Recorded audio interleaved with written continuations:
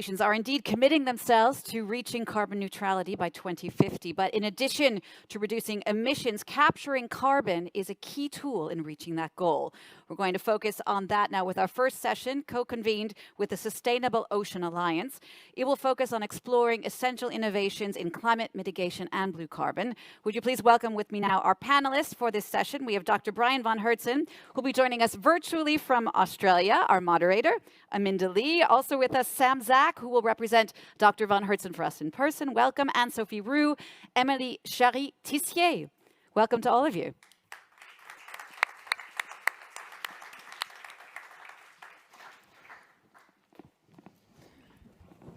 Good morning, everyone, and a warm welcome to this panel discussion exploring the essential innovations relating to climate mitigation and blue carbon. And for those of you following online, welcome. Thank you for tuning in. My name is Aminda Lee, as we just heard from our MC. I'm a former BBC journalist. I now am based in Rome, and I am an expert in environmental topics. I'm honored to be guiding these discussions over the next hour as part of this most prestigious event at Monaco Ocean Week. As we've heard, this session is being co-convened by the Sustainable Ocean Alliance, which, as you may know, is a global community of youngsters, entrepreneurs, and experts, all collaborating to solve the greatest challenges facing our oceans. Over the next hour, we'll be hearing about some of the blue carbon solutions already developed, being piloted and implemented to some degree, and also looking to expand. And we'll be touching on ecosystem services, ocean climate nexus, and data, the things that we've just been hearing about from Julien Barbier. The way this session is going to work is that I'm going to have a short conversation with all our speakers, and then we're going to hear about their projects and the possible business opportunities involved, and then there's going to be some time for your questions. When we get to the Q&A, those of you here in the ballroom, just put up your hand. We have people with microphones to come round. For those of you who are watching online, you can actually send in your questions at any time during the discussions. And then I'll take some questions from the floor here, and then I'll take some from online. And as you heard right at the beginning, if you want to spread the news about what you've heard today, please put on social media, use the hashtag MOW2022. So, as we heard in the introduction, we all know that reducing greenhouse gas emissions is one way to produce net zero, but capturing carbon is another equally important way, and that it reduces the climate-altering gases, and this is where our oceans can actually make a big contribution to fighting climate change. In fact, most people automatically think of trees and forests as the main national or biological way of sequestrating carbon. But in fact, oceanic or blue carbon is involved in circulating 83% of the global carbon cycle. Aquatic ecosystems, such as seagrass forests and mangroves, absorb significant amounts of carbon. Our speakers this morning are going to be telling us a little bit more about that and telling us their innovative solutions as to how to help make the world the most of these highly effective blue carbon sinks. So let's meet our panelists. I'm not going to say much about them and their businesses because we want to hear about that from them when we go into our individual conversations. So we have joining us online, as we heard, Brian von Hertzen from Climate Foundation. He's connecting remotely from the hinterland of Queensland in Australia. We can see him, great. Okay, where they are actually just currently recovering from record-breaking floods. So they know a little bit about climate change there, Brian. While here in Monaco next to me, we have Sam Zak, also from the Climate Foundation. He's representing Brian in person here today, and he's going to be available to answer your questions. Also with me on stage, we have Anne-Sophie Roux, who is the founder of a company called Tenica. And we also have Emily Chary-Tissier, who is CEO at Whale Seeker. So there will be plenty of time for your questions. Those of you in the room, save them up. Those of you watching online, send them in when you want. So let's start with Brian. I'm sorry, you're behind me, so I can't really, I keep having to turn around to see you. But that's rude for the people on the internet who then would see the back of my head. So, Brian, you are the co-founder of Climate Foundation, but more importantly, for today's discussions, you're behind Seaforestation, a project to restore, plant, manage, and care for underwater seaweed forests. Brian, before you tell us more about your company, can you tell us a bit about blue carbon and just tell us exactly what it is? Yes, thank you, Amanda, and good morning. For the past decade, the Blue Carbon Commission has been working on existing and emerging blue carbon sinks. And I think there are many ecosystems that really have a profound effect. We have traditionally seagrasses, mangroves, and salt marshes that have been recognized as blue carbon sinks. For the past half decade, we've helped to pioneer kelp forests as an emerging blue carbon sink that has perhaps the most scalability of all. And these are some of the tropical seaweeds that you can see in the background that actually have had a profound effect on being able to fix carbon in large quantity in very deep water. This example, over 1,000-foot deep water depth. The platform, of course, isn't near the surface, but it's it's something that we can use the open ocean and the mostly empty ocean to provide food security, ecosystem regeneration, like that turtle that just appeared in the animation, and ultimately measure the carbon export of these regenerative interventions. And what potential does blue carbon offer the global fight against climate change? Well, it's enormous. We have to start with decarbonization, as been stated this morning earlier. And if we decarbonize 80% or more of our civilization, then the nature-based climate solutions, including blue carbon sinks, can do the rest and contribute materially to drawing down the 1,000 gigatons of carbon that are in our atmosphere that are anthropogenic, and an additional 500 gigatons of carbon dioxide that's presently in the oceans, in the surface oceans. And we need to enable nature's biological pump to, in a healthy, natural way, restore that circulation of carbon back to the deep sea from where it came. And what about the potential of blue carbon to help companies who are looking to go net zero or even net positive? Well, there are a number of blue carbon projects can be developed, but just as we see with the strife across Eurasia today, that the problems are multidimensional. Similarly, it's not enough to just focus on carbon. We have to also look at food security for more than 1 billion people who depend upon the ocean for their primary sustenance. And we have to look at how we can materially regenerate life in the oceans. And so much of that involves the regeneration of fish habitat for fish like these sardines that are next to me here in this background. And these sardines and anchovies are the base of the trophic pyramid for pelagic species and all other species. So in many ways, we have to look to the multidimensional solutions, and it's these integrated nature-based solutions that will ensure enough food for humanity, enough food for nature, and a clear way to measure the carbon export of these regenerative interventions from the surface ocean to the seafloor.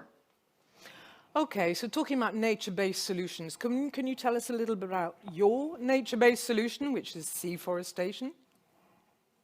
Yes, well, the seaforestation using kelp forests and tropical seaweed cultivation presents a huge opportunity because we live in a climate-disrupted world. That climate-disrupted world specifically has these limitations that the water is too warm, and that stifles natural upwelling that is the primary source of nutrients for these beautiful kelp forests. So the challenge and the opportunity is to regenerate that natural upwelling using solar, wind, and wave energy, something we've pioneered with marine permaculture over the last half a decade, to build sustainable hectares of kelp forest and seaweed farm offshore. And these offshore platforms can then actually provide the primary production, the fish habitat, and the food, feed, and fertilizer that's needed to ensure that we can make our agriculture climate resilient for years to come. I'm very happy to say that these platforms, we have perhaps the first and only hurricane-proven seaweed platform on the planet right now. And that's because we survived a Category 5 hurricane in December in the Philippines. Our platform was just 5 meters below the surface. And at 5 meters below the surface, it was able to survive 5-meter waves, 120 knot winds, and came out with most of the seaweed still on the platform, and the platform was completely intact. This is the kind of climate resilience that is increasingly important with the increasing number of typhoons, cyclones, and hurricanes. We need to be prepared for these climate disruptions and ensure that our agriculture and our mariculture is robust and resilient to the climate disruptions we can expect in the future. That's very interesting. Now, you were talking about this project in the Philippines, but I believe you're also doing some work in Europe, in the Mediterranean. Can you tell us a bit about that? That is correct. We've just signed a term sheet for the first hectares of marine permaculture in the Mediterranean.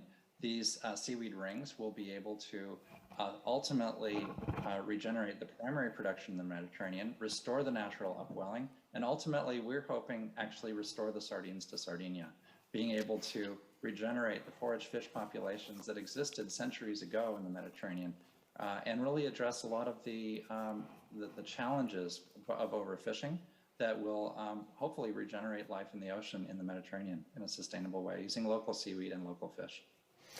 That's absolutely fascinating. Sardines to Sardinia, yes, very, very important. And it's interesting that your solution doesn't just do blue carbon, but it has all these other benefits as well. So it's a multiple win.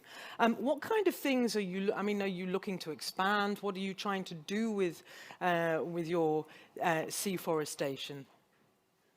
Well, our objective is to enable coastal communities around the world. In fact, we just had a call with our colleagues in Greece just the other day to discuss the first hectares that would go into Greece. But in each of the Mediterranean nations, and I would say subtropical and tropical regions around the world, and seasonally temperate regions as well, like Portugal and Spain, we have the opportunity to build hectares right offshore to provide climate resilience for these coastal communities so that when their tourism may not be operating so well, they have a really climate resilient solution to regenerating life in their oceans. And to scale these hectares, we've calculated that if we're able to triple the area with deep water irrigation every year for the next dozen years, we will be able to contribute to massive food security, ecosystem regeneration, and the potential to fix nearly a gigaton of carbon dioxide per year. So we see this as an industry that's growing, and we're really looking forward to welcoming people into our Marine Permaculture Alliance of organizations around the world that will be able to build and deploy marine permaculture systems hectare by hectare in coastal communities around the world, and ensuring sustainable livelihoods for millions of fishermen and seaweed farmers who need to continue, and they're on the front lines of climate disruption today. So it's a huge opportunity for economic development as well as sustainable ecosystems, and finally measurement of carbon export at massive scale that's beautifully scalable as we develop these industries. Is it complicated to set up a seaweed forest? I mean, just to understand, does it take a long time, or is it quite quick? Is the turnover quite quick? It can be a matter of months, and the local seaweeds are available. There are 14,000 species of seaweed around the world, and by using local red, green, and brown seaweeds, it's possible to select local species. They're often populated by local sardines and anchovies, and that with the substrate that you can see in the video next to me, coupled with a deep water source of water that can be either from a deep ocean below or other approaches, it really enables everything that's necessary for these seaweeds to thrive. They need a substrate, they need deep water irrigation, and then they can grow beautifully. And we found 11 months a year in tropical locations, and probably 3 out of 4 seasons in more temperate and subtropical regions. Okay, thank you. Well, Brian, thank you for joining us from Australia. I don't know what time it is there for you, but I hope it's not too awful a time of the day, but thank you for joining us. We'll be able to take any of your questions for Brian. Sam will be here also to answer them. If we have a problem with a link or whatever, you'll be here, so that's great. So those of you in the floor, in the room here, please save them. Those of you online, you can send them in immediately. I'm now going to move on to our next solution. And Earlier I was talking about the fact that people are looking for ways to become net zero. Companies, they want to show from their corporate responsibility, social responsibility, that they're caring for the environment. And some of them even want to go net positive. And one person who is able to help them with her combination of technology and science is Anne-Sophie Roux, the founder of a company called Tenaca. Anne-Sophie, can you start to give us some background of your company by telling us what it is, when it was set up, and what you do? Sure. So thank you very much, firstly, for the invitation. So Tenaca is basically a social business that provides ocean regeneration solutions for businesses and corporations that are willing to act for our planet and people, whether it is through net zero strategies or corporate social and responsibility, etc. So we basically restore coastal habitats, coral reefs, and blue carbon ecosystems for businesses and brands.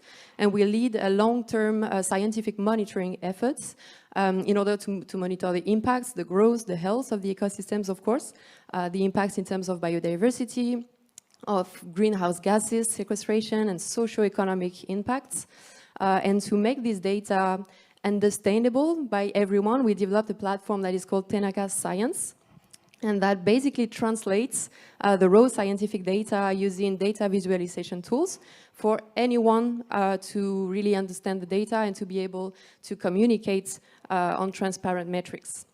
So we have been restoring coastal habitats for 3 years in the heart of Southeast Asia. And we are now developing our new restoration sites in all oceans. And yeah, this is a quick presentation. Okay, now you actually, just to give a bit of, you don't come from a marine background, or you don't have anything. So what inspired you to go into this and to look into the ocean as a way of helping companies go into net zero? So I'm a climate scientist, so I have worked on the adaptation of coastal communities to the climate crisis. So I've been kind of working on these solutions, but on a theoretical way. And I had the chance to go on the field, on the front lines of the climate crisis, to be involving and researching among the communities who are the most impacted by the consequences of global warming. And that's where I really witnessed the power and the resilience of the ocean and the impacts of ocean-based solutions to the climate crisis. So that's really where the idea of Tenaca stems from. I was witnessing these very powerful and impactful solutions, and I was like, why businesses aren't involving so much on these solutions, which, according to businesses, are the most priority one to mitigate the climate crisis. Okay, and so where are you, you say you're hoping to go into all oceans. Can you tell me a little bit more about where you are now and exactly what it is you do? Yep, exactly. So you just have a map here that shows our first restoration site. So we restore coral reefs in Malaysia, in the peninsula in Malaysia, and Borneo is our blue carbon restoration sites. So we restore Indo-Pacific mangroves, which are known to be the most efficient in terms of CO2 sequestration rates. And we are opening new sites in the Indian Oceans for coral restoration and blue carbon restoration in the South Pacific Ocean, so in New Caledonia precisely. And by the end of next year, we are aiming to be present in 3 different oceans, so as well in Central America. And so, yeah, as you can see here. And we also want to develop a new blue carbon solution for businesses, which now we are really focusing on mangrove restoration. And we also want to involve on seagrass and seaweed restoration, which is in our pipeline for this year in 2022. Well, perhaps you need to be talking to Brian a little bit then. Yes, exactly. Okay, now, so you have a lot of people working with you. It's not just you, it's people out in the field. Can you tell us how that works and how the data collection works? Mm-hmm. Yeah, sure. So we are a team of 8 spread between Malaysia, France, and Mexico. So in France, we really manage all the operations with our clients and the next steps in terms of blue carbon habitat restoration. And on the field, we have developed teams of marine biologists which are restoring their coastal habitats and also monitoring in the long run the different habitats that are being restored. So, for example, for coral reefs, we have marine biologists that go collect data every month. So this is a kind of example for our blue carbon program, where our marine biologists that are assisted by local volunteers are collecting data on a quarterly basis. And so this data is aggregated into Tenaka Science, and then each of our partner gets an impact report that is automatically transmitted every month or every quarter in the case of blue carbon. And so, yeah, that's a way for our clients to be able to communicate, that show to their customers, to their staff, to their stakeholders that they are having an impact, and that this impact is measurable and it has a real consequence in terms of adaptation, of course, of communities, of biodiversity, of mitigation of the climate crisis, as well as socio-economic impacts. So your impact reports actually help them prove that they are working towards net zero and having an impact. Exactly. And I mean, is there a lot of uptake? Are they really keen? And is the science understandable? Because we all know scientists are not necessarily the best people at communicating all the time because they've got their own jargon. How you were talking about that earlier. Can you tell us a little bit more how you can make this data also easy for non-scientists to understand? Yeah, exactly. But, during the introduction, Olivier talked about breaking the silos, and that's something I very much believe in. I think the purpose of Tenaka is really building bridges between different actors that are not supposed to be, or maybe are not working enough together right now. So the way we do that is through data visualization tools, is like graphs and images, and also underwater data and images, in order for people to dive virtually into the ecosystem and to really feel what is happening on the field. And then in terms of blue carbon data, we have many new technology on our pipeline for this year and the years to come. Because blue carbon is a very new sphere, I would say, that is progressively being getting outside of the scientific world and getting into the world of companies, of businesses, etc. So there is a methodology to gather blue carbon data and to know how much a mangrove forest, for instance, sequesters per hectare, per year, etc. But what lacks in many parts of the world is the actual data, so people that go on the field and that collect this data. So it's also for us a way to participate into the scientific process of gathering blue carbon data, in order for every business to be able to put forward the net zero strategy in every part of the world. And sometimes it's not possible right now, because sometimes we miss this data. So we first have to go to the scientists and say, we need a PhD, for instance, to really measure the blue carbon sequestration, and then businesses can pursue the net zero strategy thanks to this first step, I would say. Now, you said that when we were talking, excuse me, when we were preparing, you said that at the beginning companies weren't interested. You had to knock on doors. That's changed. Can you tell us? Yeah, exactly. So I first created Tenaka in 2019. And so then my first step was really to go out and see CEOs and chiefs of sustainability of many corporations in Europe with one question, like, when you are trying to invest for our planet and people today, what is the problem that you encounter? And so the main problems that we identified was firstly the lack of KPIs, meaning we don't know where the ecosystem is being restored, for instance, or we don't know what's the purpose of this program. So that's why we really put data science in the very heart of our solution. And so impact monitoring is really the cornerstone of our programs.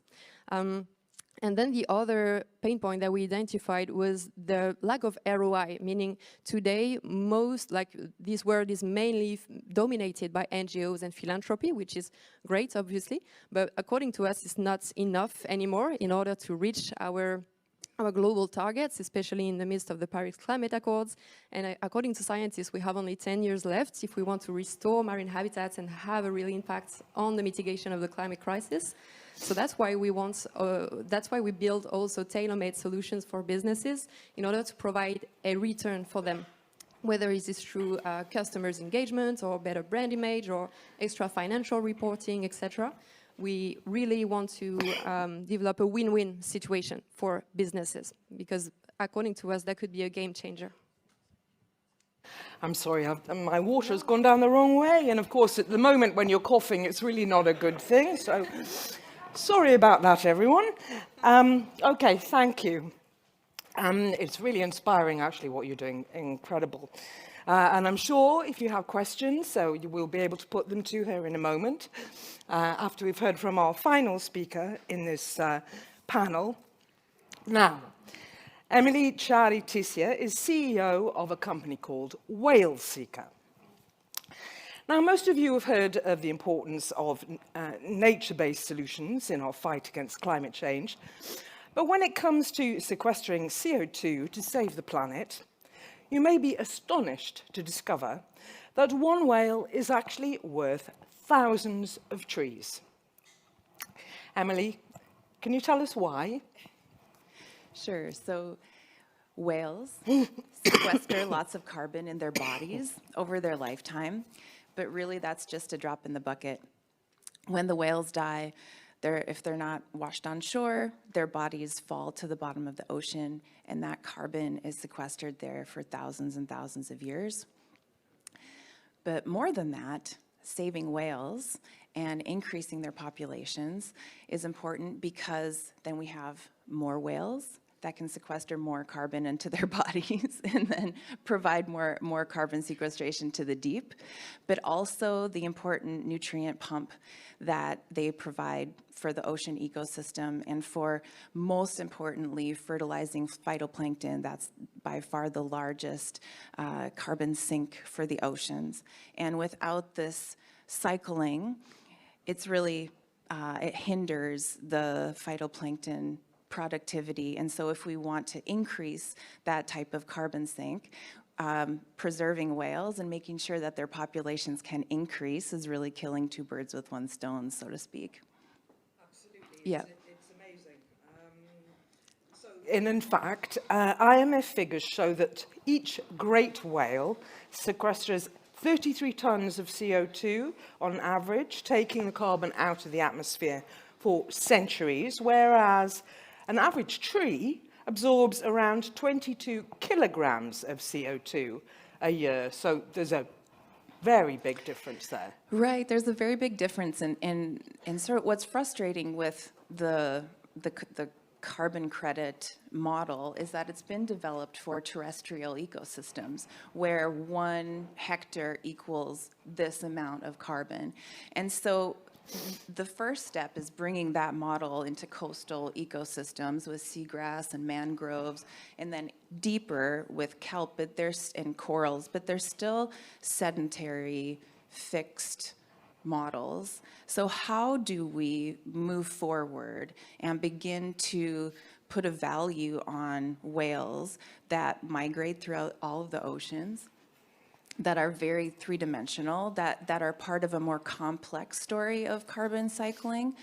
And I think that's one of the big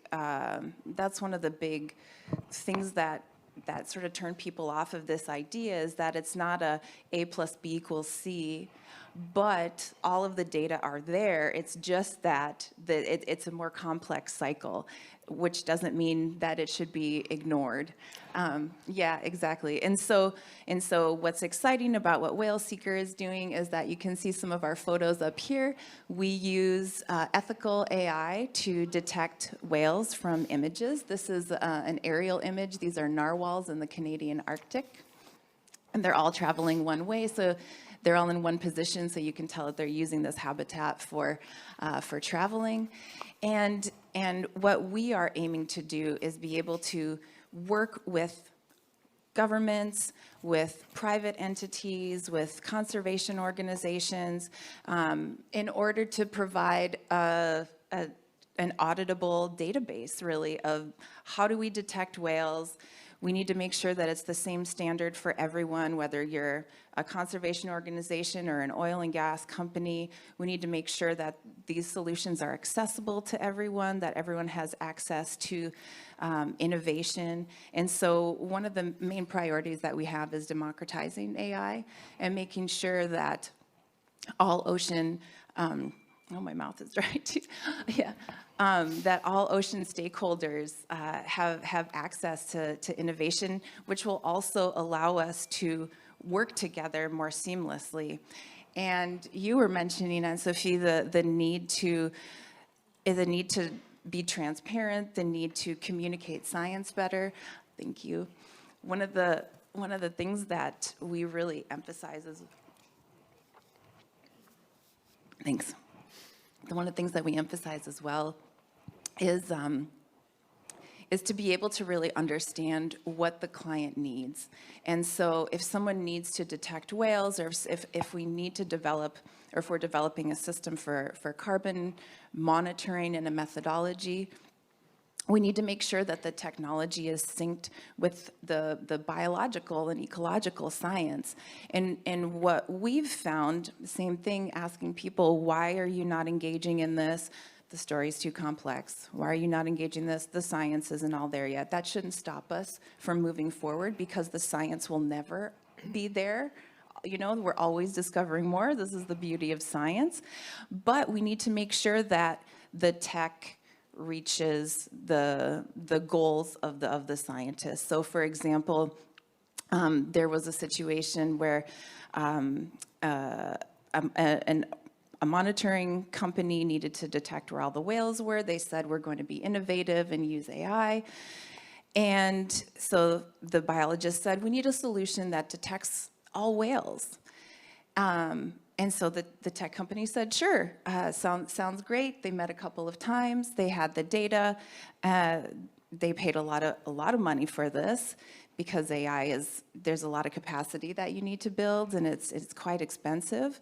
But they really missed the mark, because the tech company said, here you go, it detects all whales, but it also detected all pelicans and all boats and all buoys, but they got all the whales. So it's this type of developing solutions in silos and not talking to each other in a way that we really understand each other. So yeah, so those are the things that we're trying to overcome.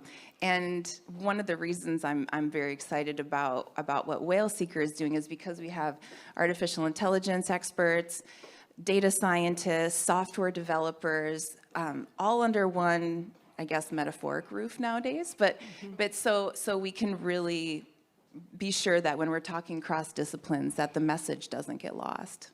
And you say your AI is ethical, but I mean, what does that mean? And also, how can you make sure that it doesn't get into the wrong hands? For example, it would be perfect for someone who wants to go and kill whales to have a thing that says, here are all the whales. That's right.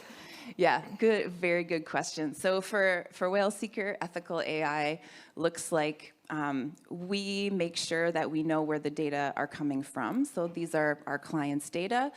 We don't share those data with anyone. We never sell those data. The companies have invested, most of the times, millions of dollars in acquiring these data. They're very valuable. So we work with them for those data to augment our robust algorithms. And then the more clients we work with, the better our algorithm gets. We also use master's and PhD marine biologists to label our data, so we're not outsourcing that to, poor nations that maybe don't have the expertise, because the training data set is really the meat and potatoes of AI. So, garbage in, garbage out. So we make sure that our data are annotated by people who are qualified and also paid fairly.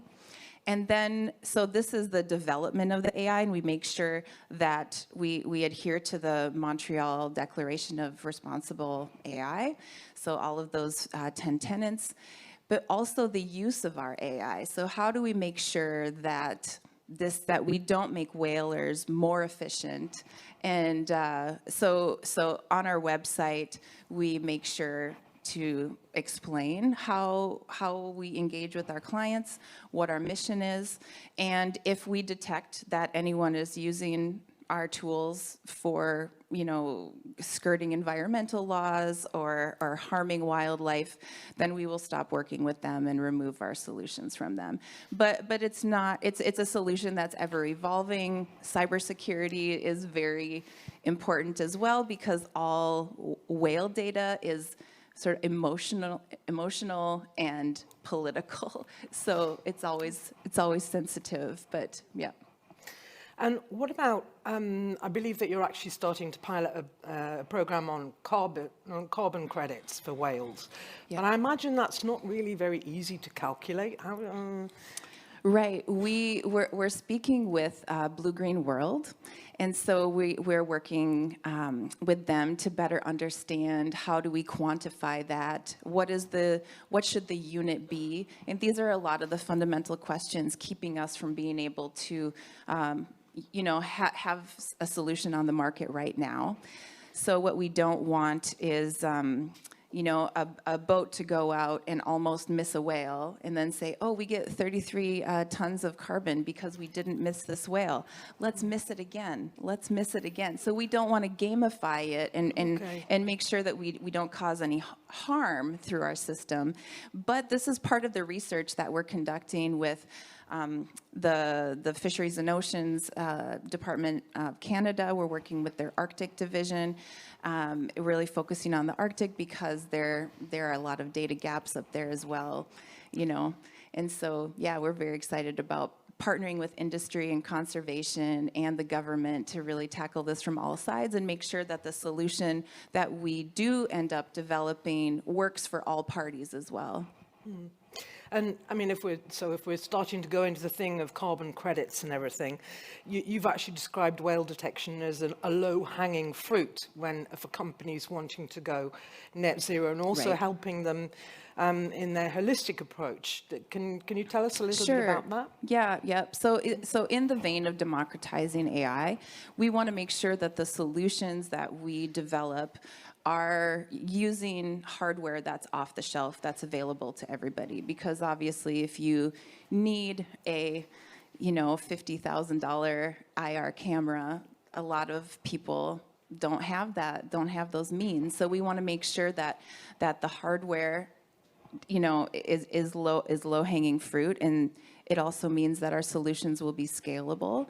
But I guess I find it as plugging a hole in the bucket before you start filling the bucket again. So let's stop doing damage before we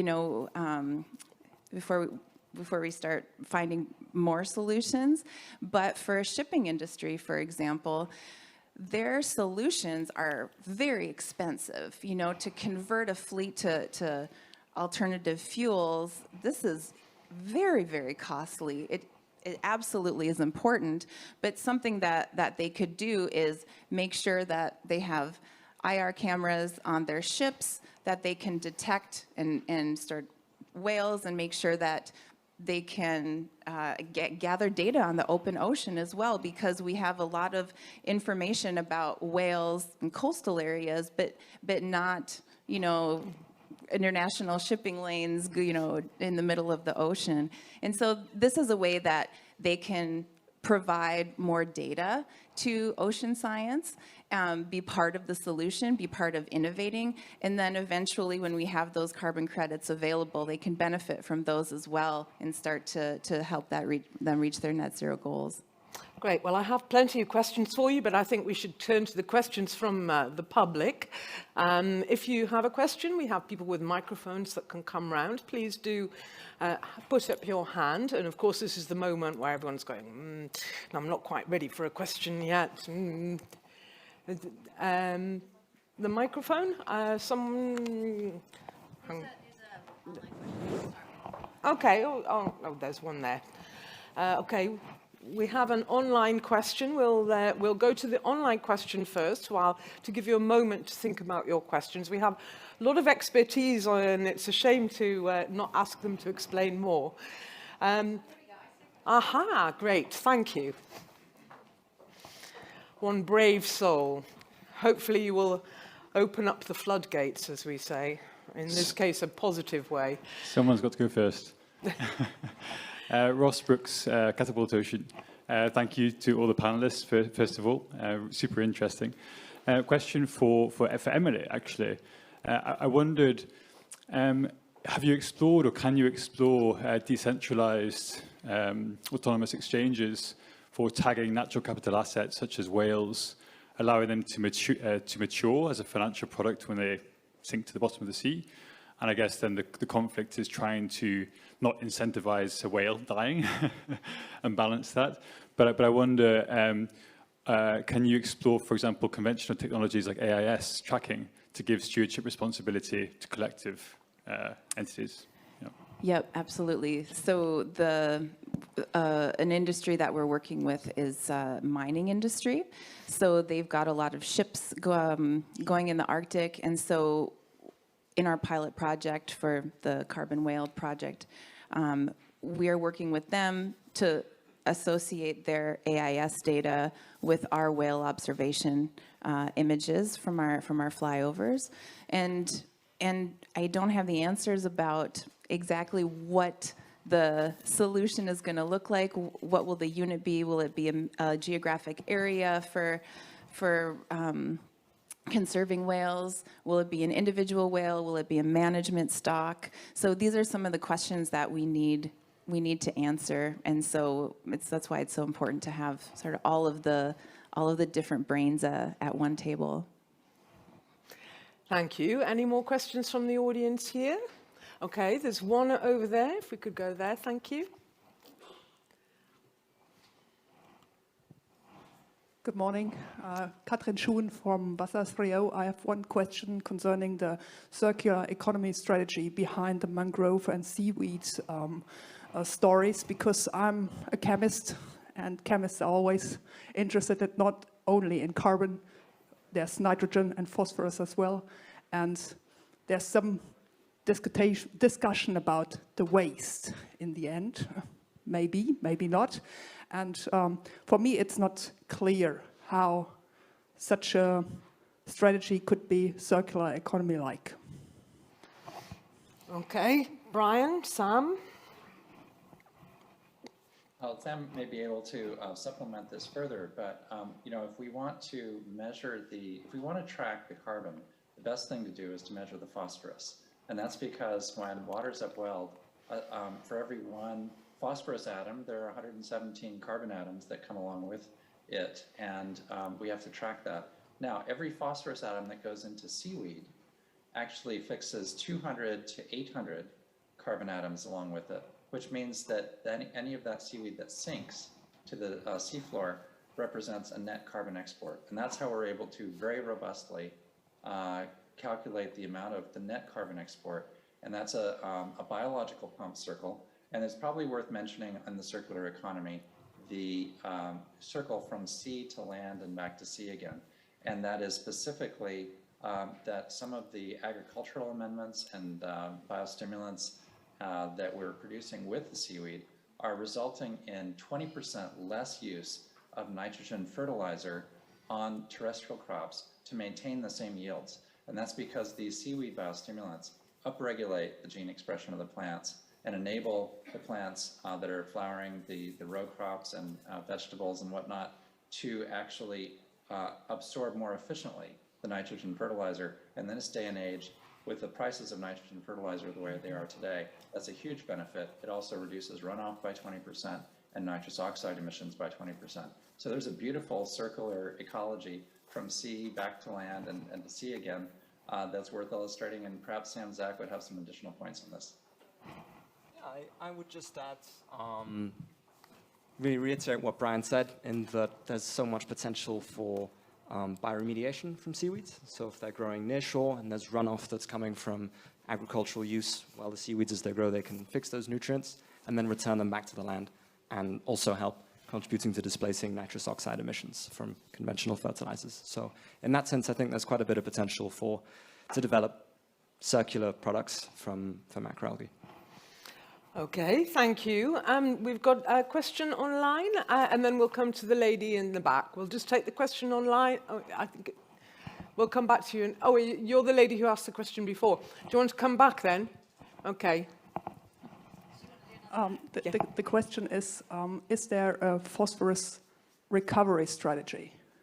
This is the only question I have when we're talking about seaweed, and because we know about phosphorus and that this is an endless, non-endless resource, and we have to keep the phosphorus in the cycle. And for me, it's interesting to know more about the recovery strategy. But wait, maybe we can discuss it later. Okay, thank you. Yes, have a discussion about this over coffee, because I think it's really quite a niche area of, but very interesting. And chemists always have lots of things to say about everything because chemistry is very complicated. Thank you for your question. Let's just hear the question online. Put my mic, thank you. This comes back to something you were mentioning earlier about the credit schemes. This person wants to know if you think carbon offset credit schemes are effective, and is the ton of carbon properly priced? Would you like to start on that, Anne-Sophie? Yeah, so Just keep talking, it'll happen. So yeah, on the carbon credits. So firstly, a vast majority of carbon credits today are planting trees. So the blue carbon sphere is very, very recent. And there is one very nice example which I engage everyone to see here, which is called Mikoko Pamoja. They were supposed to be here today, but they are a pioneering organization that is the first in the world to have been able to sell blue carbon credits through the restoration of mangroves in Kenya. So go check them out, they're really great. But yeah, I agree that it can be, carbon credits are very tricky because for many big corporations it can be used as a way to pursue negative activities, so greenwashing basically. So I think what we have to ensure is also the impact measurement tools and how the impacts measurement process is made. And so I think that's also a subject of debate because one can also say that we need everyone on deck in order to rebuild our natural capital, for instance. And so one can assume that it's okay to have the biggest polluters, for instance, claiming carbon credits and then continuing their